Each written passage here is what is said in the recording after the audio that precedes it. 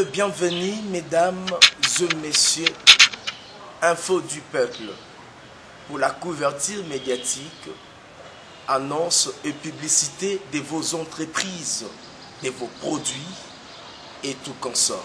Info du peuple, vous voulez passer votre message religieux, politique, social, vous êtes l'invité du journal. Info du peuple, avec des journalistes de haut vol, c'est pour vous servir.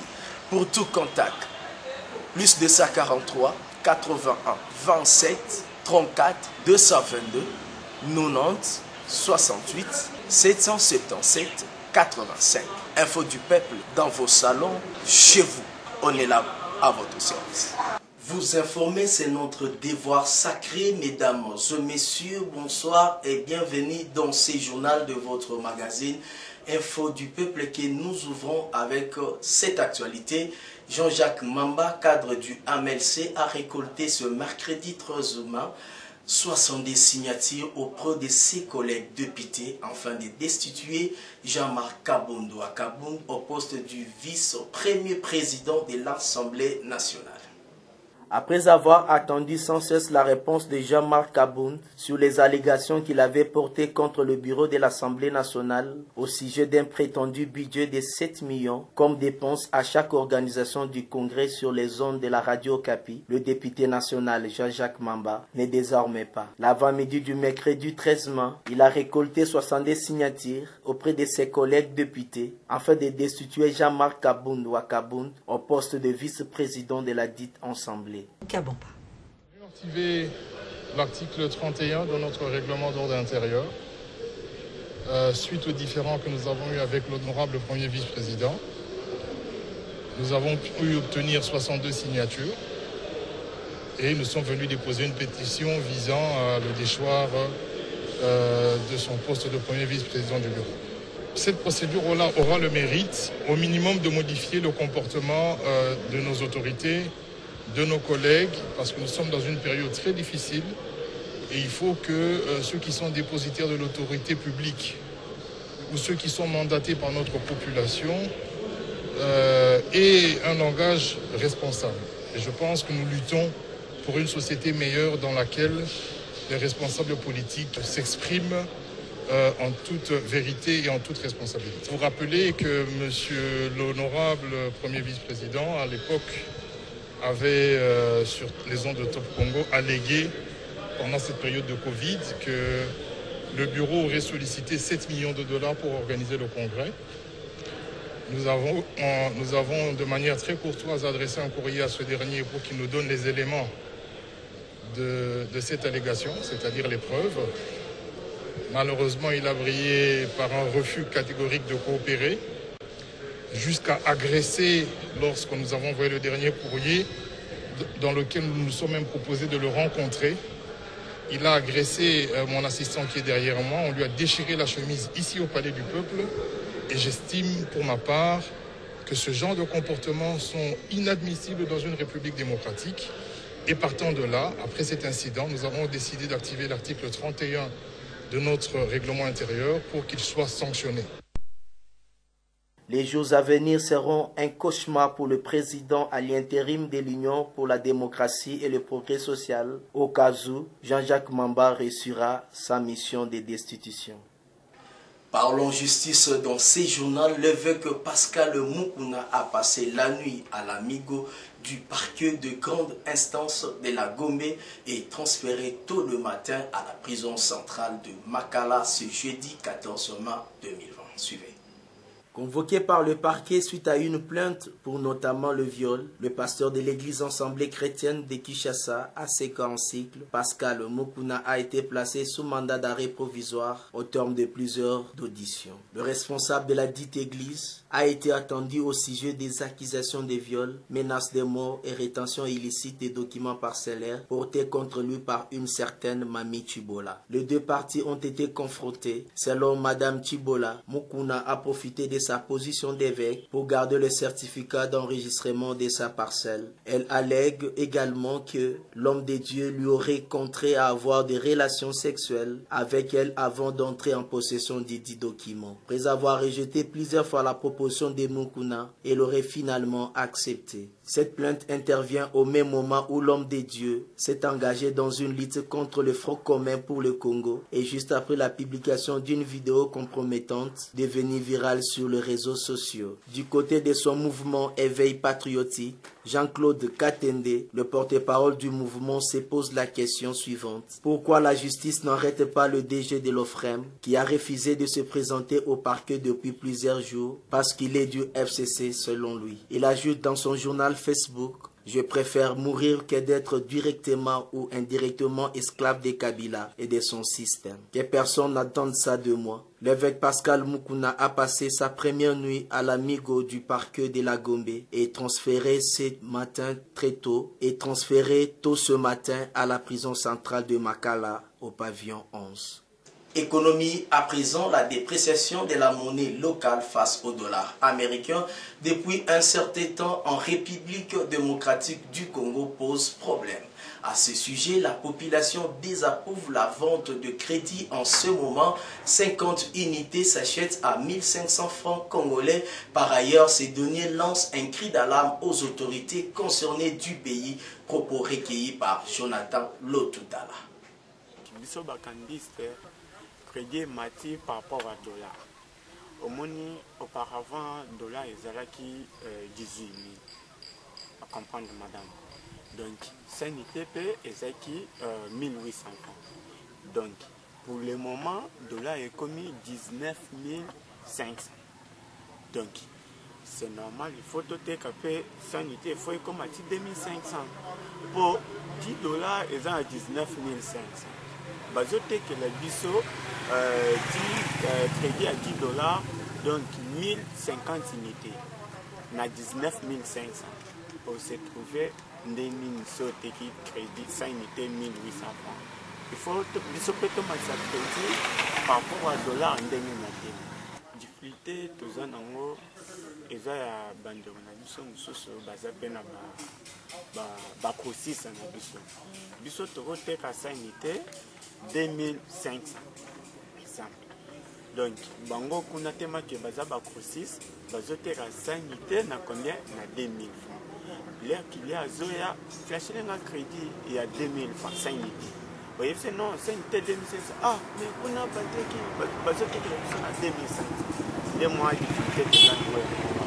Quand bango mo bakosis, les bazobek sur ce marché. Ok, en fait, j'aimerais tout simplement dire par rapport au cours de marché d'échange qui se passe dans notre pays, c'est un problème de l'économie. L'économie de notre pays n'est pas stable et l'organe régulateur du prix dans le marché ne pas, je peux dire quoi, n'a pas toutes ses fonctions, vous comprenez, de manière à régler ces problèmes. Parce qu'il y a une guerre économique qui est déclenchée sur le plan mondial juste par rapport à ces problèmes de Covid. Et nous, tellement depuis très longtemps, on a ces problèmes, on ne sait pas aussi le maîtriser. Donc c'est ça. Il y a un problème d'économie mondiale et tout ça, et qui est perpétré aussi sur nous par rapport à tout ce que nous avons connu comme problèmes socio-économiques de guerre et tout ça qui n'ont pas stabilisé. C'est même la monnaie aussi. C'est pourquoi il y a le flambé de prix sur le marché.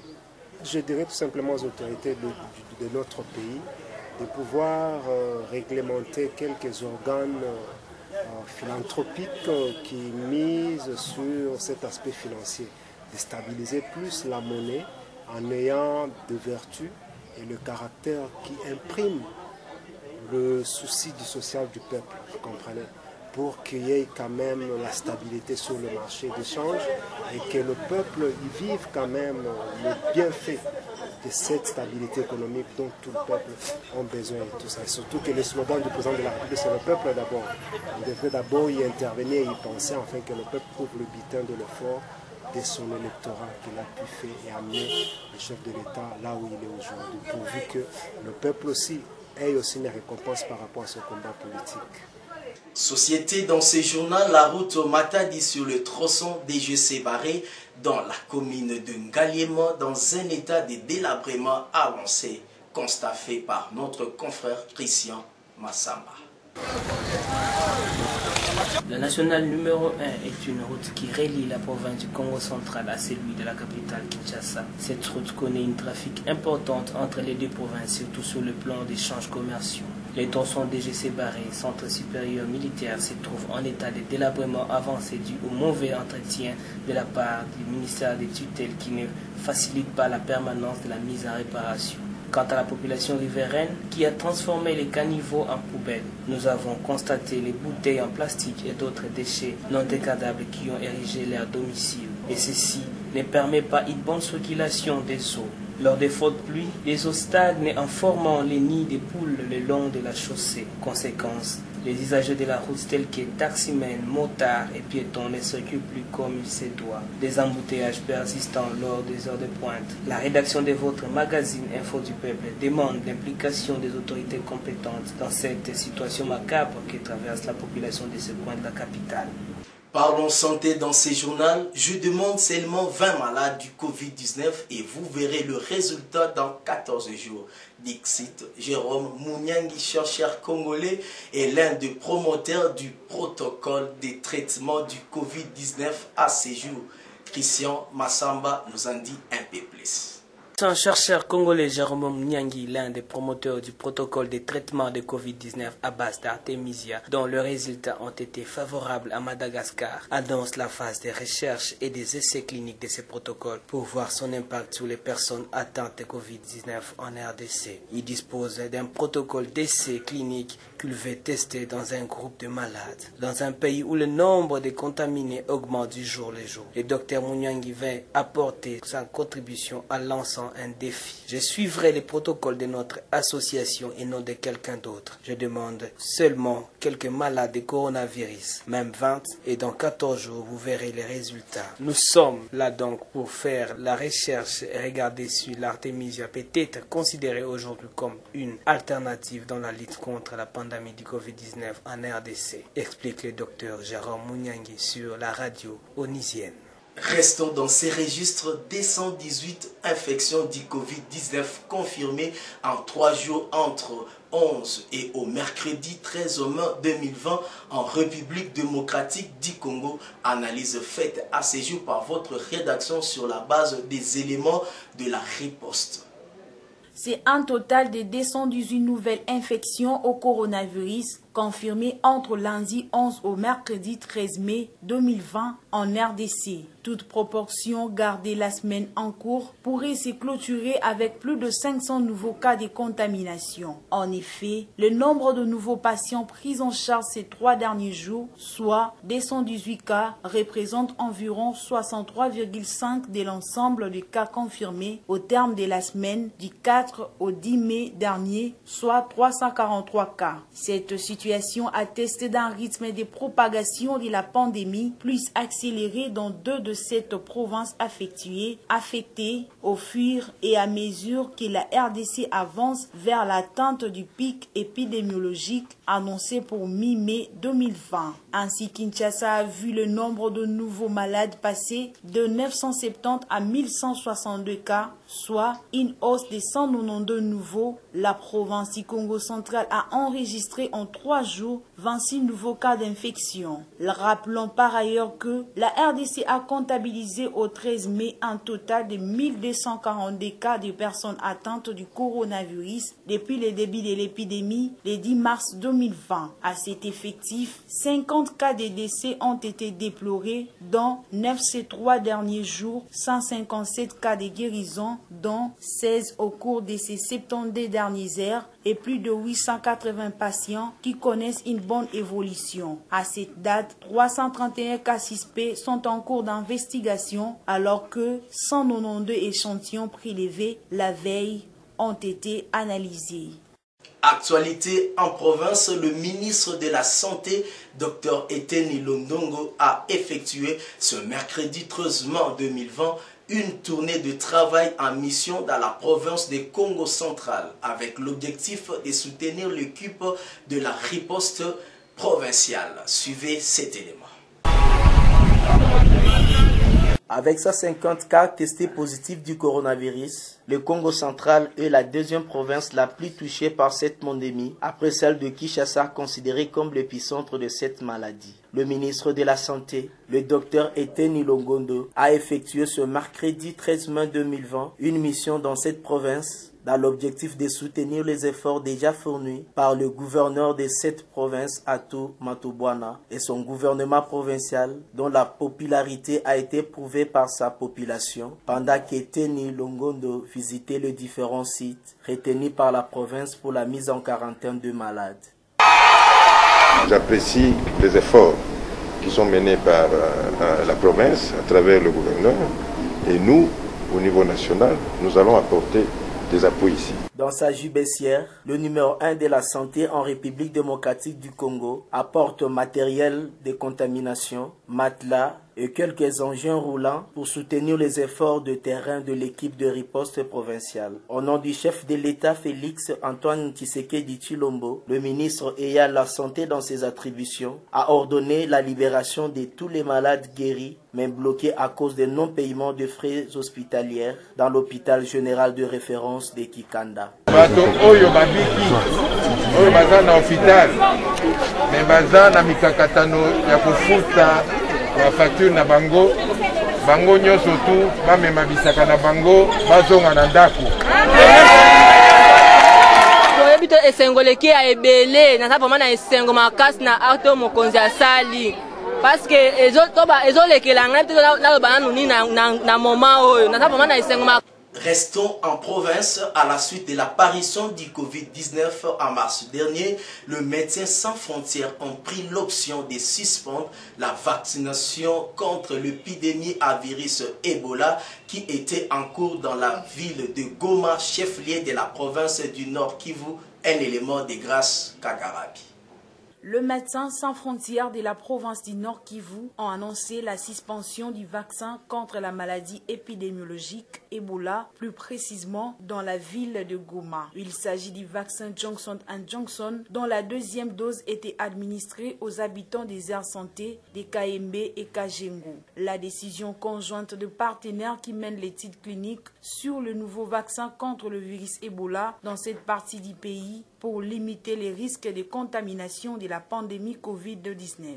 Il s'y est noté que pendant 6 mois, 2000 personnes ont été vaccinées. Pour rappel, depuis la résurgence de l'épidémie Ebola à l'est du pays, en date du 10 avril 2020, 7 cas confirmés ont été enregistrés, dont 4 décès et de recherches confirmées le 16 avril 2020, cachés dans la communauté qui se poursuivent.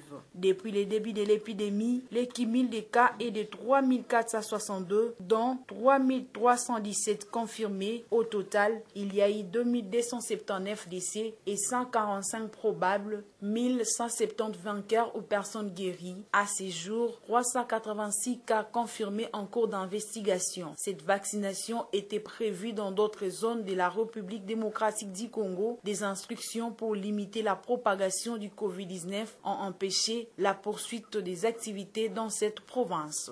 En Ituri, 600 personnes tuées depuis le début de cette année par le milicien. La société civile de la province dénonce des divers groupes rebelles de la région dans une lettre ouverte adressée ce 13 mai au président de la République, Félix Antoine Tshisekedi Tshilombo.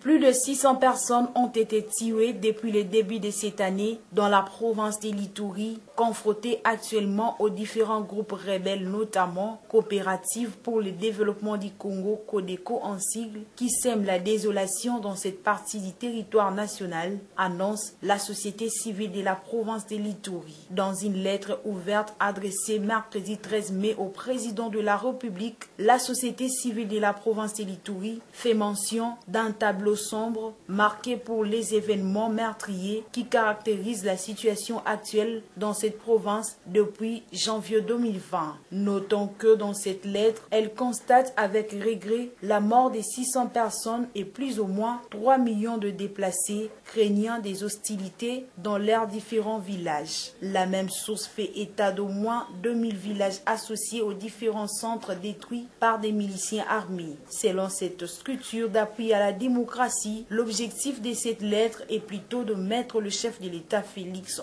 Tshisekedi face à ses responsabilités afin d'imposer la paix dans la province de l'Ituri. Jean Bosco Lalo recommande à cet effet au président de la République, qui est le garant de la nation, de prendre toutes les mesures lui reconnues par la loi du pays afin de stopper la flambée de la criminalité imposée à la population iturienne pour les ennemis et leurs complices, ont-ils indiqué dans la lettre.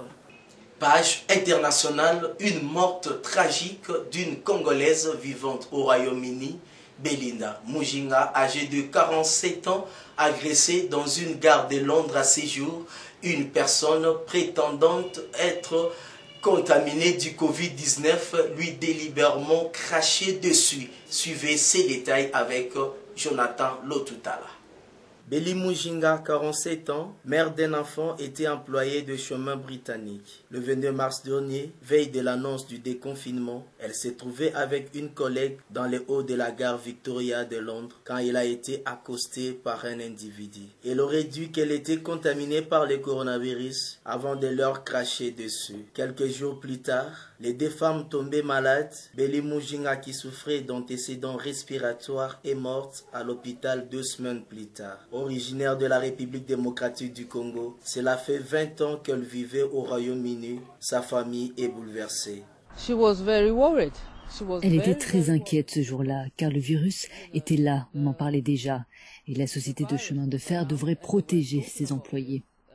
L'agresseur n'est pas encore retrouvé. La police n'était pas contactée au moment de l'agression, a désormais ouvert une enquête et lancé un appel à témoins. À ce jour, au Parlement du Royaume-Uni, le Premier ministre Boris Johnson s'est dit choqué par l'incident. La Chambre a appris hier la mort tragique de Beli Mujinga.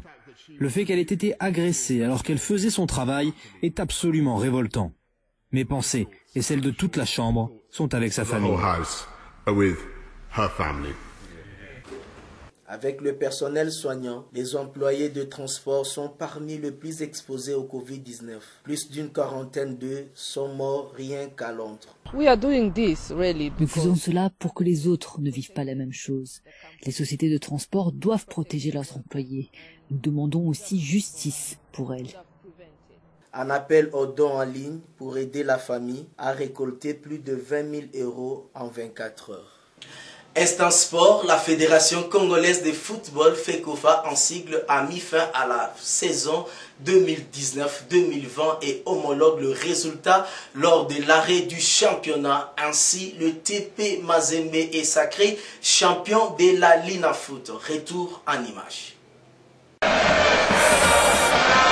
La Fédération congolaise de football association a homologué ce mardi 13 mai l'arrêt de la compétition nationale, notamment le championnat national de football Ligue 1, suspendu à raison de la pandémie de Covid-19. Réuni un ensemble extraordinaire pour statuer sur le sort de ces compétitions sur demande commune de la Ligue nationale de football et des clubs participants. Au regard de la progression de la maladie en RDC, le comité exécutif de l'organe fêtier du football congolais a notamment pris les décisions suivantes. Le tout-puissant Mazembe, qui comptait 53 points et 20 matchs joués à l'arrêt du championnat, est sacré champion. Par conséquent, il représentera les pays lors de la prochaine édition de la Ligue des champions de la CAF. L'association sportive Club comptait 42 points, dont 21 matchs joués à l'arrêt du championnat, accompagnera les clubs louchois à la plus prestigieuse des compétitions interclubs de la CAF. Avec l'annulation de la Coupe du Congo de football, le pays sera représenté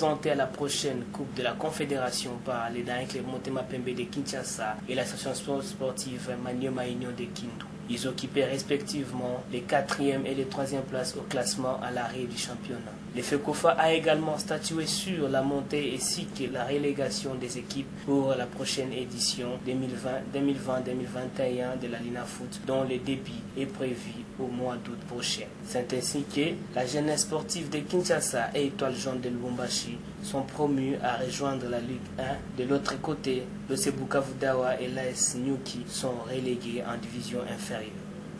Mesdames et messieurs, ce journal de votre rédaction Info du Peuple a pris fin. Si vous l'avez aimé, dites merci à l'équipe rédactionnelle Rodin Talaïs. Pour plus d'informations, suivez-nous sur notre chaîne YouTube Info du Peuple Télévision. Et si vous voulez le partenariat et le sponsoring, veuillez contacter les numéros en bas de votre écran. Quant à moi, je vous dis au revoir. Soyez le bienvenu, mesdames et messieurs, Info du Peuple, pour la couverture médiatique, annonces et publicité de vos entreprises, de vos produits et tout consort. Info du Peuple, vous voulez passer votre message religieux, politique, social, vous êtes l'invité du journal. Info du Peuple, avec des journalistes de haut vol, c'est pour vous servir. Pour tout contact, plus 243 81 27 34 222 90 68 777 85. Info du Peuple dans vos salons, chez vous. On est là à votre service.